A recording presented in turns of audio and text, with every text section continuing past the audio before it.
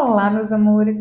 Hoje eu vou trazer um tema aqui para vocês que eu sei que tem assustado muitas mães, né, que você já deve ter visto aí no título, que é a meningite. Estamos tendo alguns casos, né, de surtos, assim, eu ouvi falar que em Rio de Janeiro, São Paulo e aqui no estado do Espírito Santo também existem casos confirmados, né, existem surtos, assim, que estão acontecendo. Bom, se você não sabe quem sou eu, caiu de paraquedas aqui, eu sou a Jaque.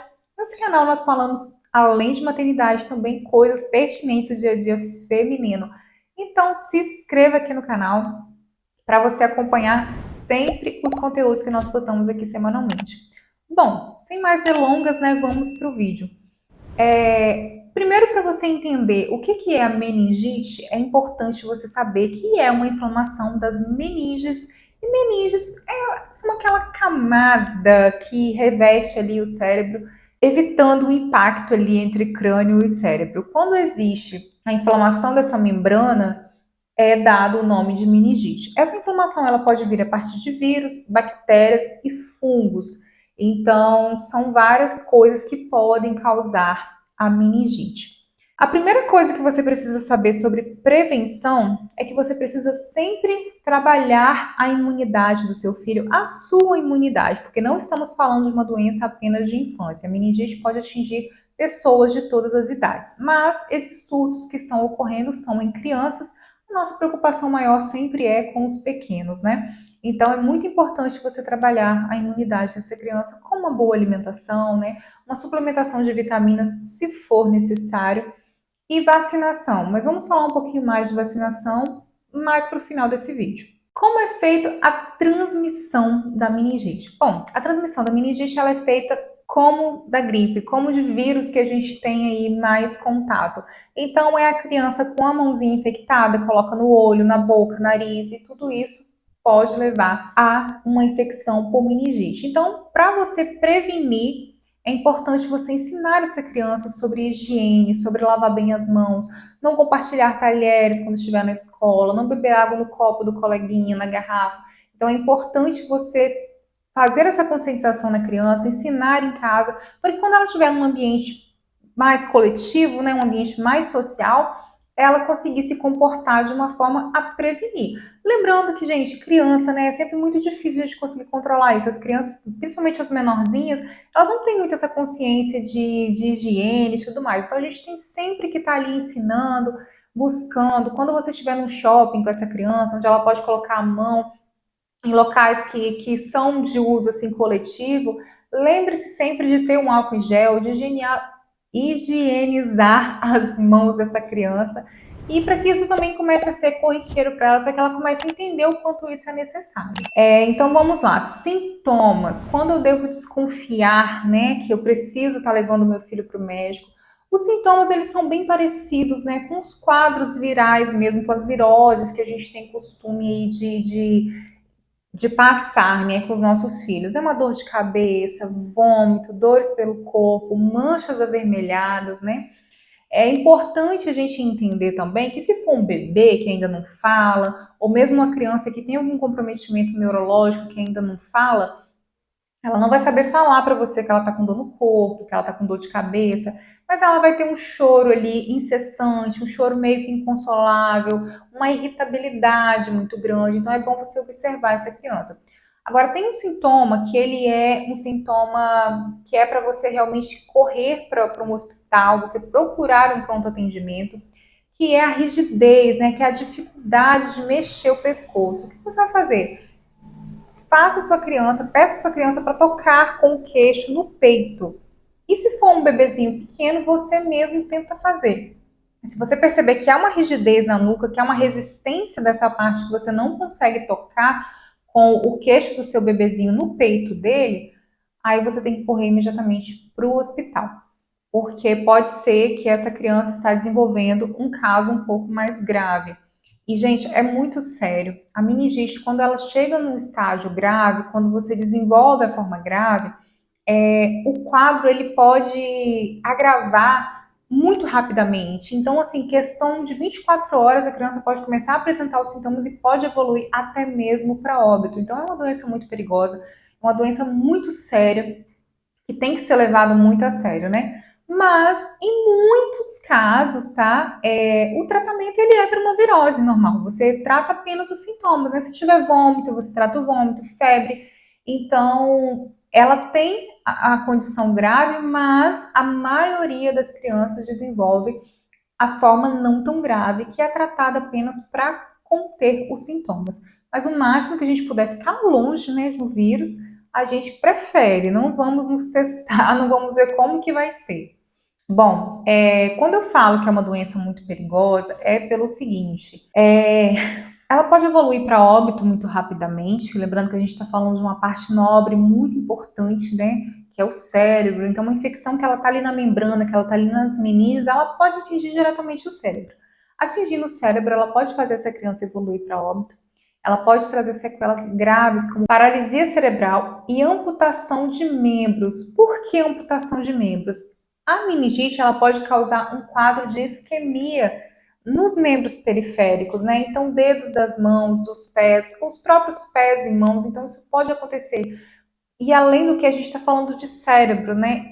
Por ela estar ali no cérebro e o cérebro comandar o corpo, pode se evoluir para uma infecção generalizada. Então, gente, é muito sério. Então, não quero assustar vocês, tá? Claro, mas eu acho que informação, a gente precisa de informação. Então, porque às vezes a gente começa a banalizar as doenças. E isso é muito perigoso, porque às vezes tem um parente que pegou a criança, só escorreu o nariz, só teve dor de cabeça, só teve uma semaninha de febre.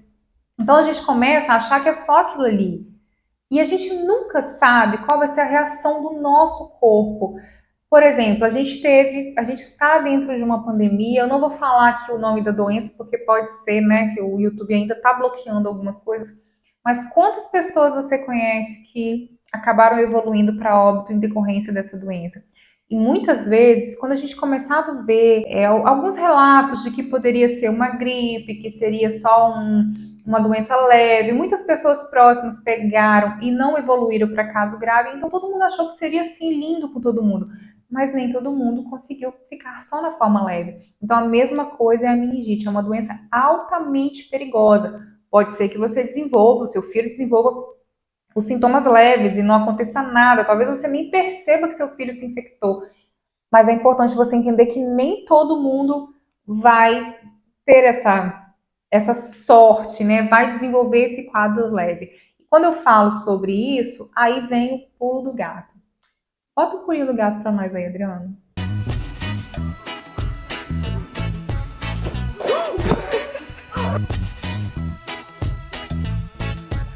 O pulo do gato é: jamais, em hipótese alguma, mande o seu filho para a escola com febre. Jamais.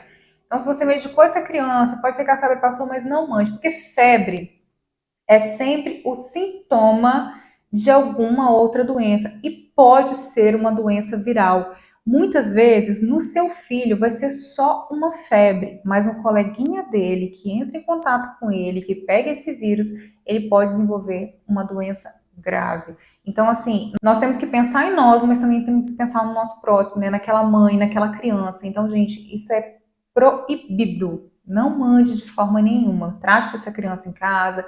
Quando ela já estiver bem, quando já não estiver mais apresentando febre, aí você manda para a escola. Bom, os tratamentos. Quais são os tratamentos para meningite? Quando você está só naquela forma leve, geralmente são os tratamentos, né, dos sintomas. Da febre, da dor no corpo, se a criança tiver vômito e tal.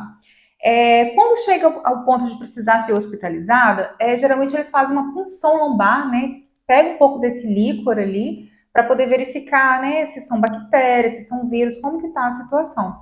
E se for uma questão bacteriana, é tratada com antibióticos, né? E aí, dependendo do grau dessa infecção, é que o médico vai determinar que antibiótico será. Se vai ser tratado em casa, se vai ficar internado, tudo isso vai depender da gravidade da situação. Bom, a forma de prevenção, como eu falei lá no início, né? É importante você trabalhar a imunidade da criança, alimentação, sempre pensando na alimentação saudável para sua criança.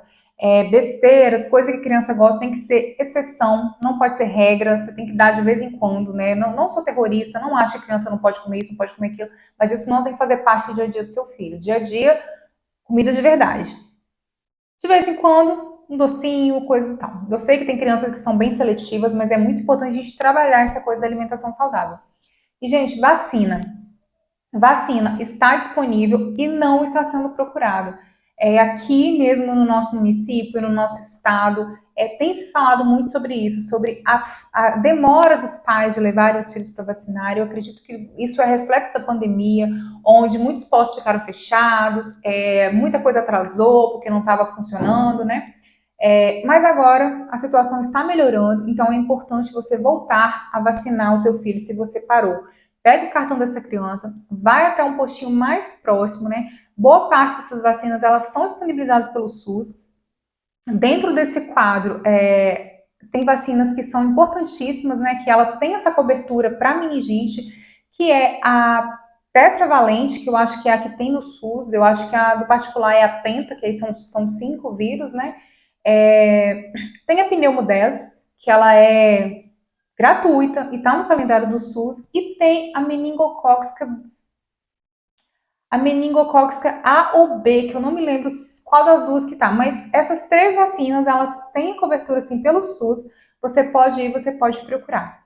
Melhor de tudo, leve o cartão e pergunte na unidade básica aí quais são as vacinas que você ainda precisa dar. Não tenha medo de vacinar o seu filho. Vacinar é um ato de amor e vacina salva vidas, gente. É uma das formas de você manter a meningite longe do seu filho. Lembrando que pode ser que a criança, mesmo vacinada, ela possa contrair. Porém, com anticorpos no organismo, a chance dela contrair um caso mais grave vai diminuindo. Então, é uma forma eficaz de prevenção, está disponível pelo SUS, então você não perde nada levando o seu filho. Se você ficou com alguma dúvida ainda sobre esse assunto, deixa aqui para mim nos comentários que eu vou estar respondendo todo mundo. E se necessário, a gente grava um outro vídeo para poder esclarecer, tá? Muito obrigada pela sua companhia, um beijo e até o próximo vídeo.